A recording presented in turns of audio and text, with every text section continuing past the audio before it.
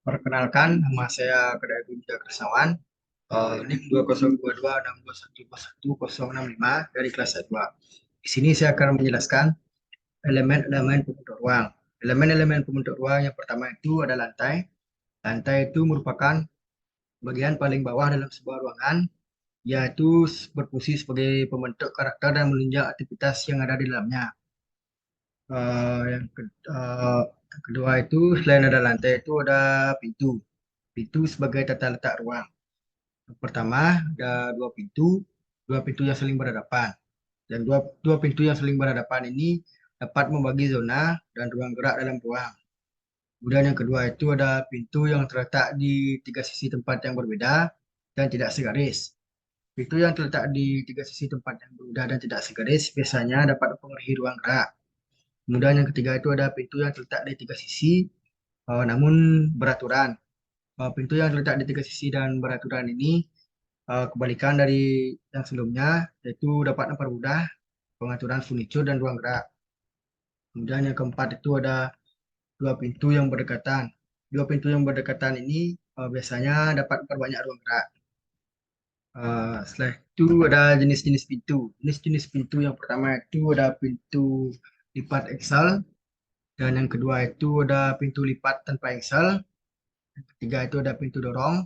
Pintu dorong biasanya digunakan pada toko dan biasanya memiliki rel. Dan yang keempat itu ada pintu kertas, overhead. Oh, dan yang kelima itu ada pintu ayun. Yang keenam itu ada pintu geser permukaan. Yang ketujuh itu ada pintu bypass sliding. Dan yang kedelapan itu ada pintu geser tanam. Selain pintu, elemen pembentuk ruang itu juga ada jendela. Jendela sebagai tata letak pada ruang. Yang pertama itu jendela itu dapat menjadi area pembatas antar ruang. Yang kedua, jika jendela itu misalnya ditaruh di bagian atas, jendela itu dapat memaksimalkan ruang di dinding dan juga sebagai pencahayaan. Yang ketiga itu letak jendela juga dapat menyesuaikan pada elemen-elemen sekitarnya. Yang keempat, jendela yang full pada dinding.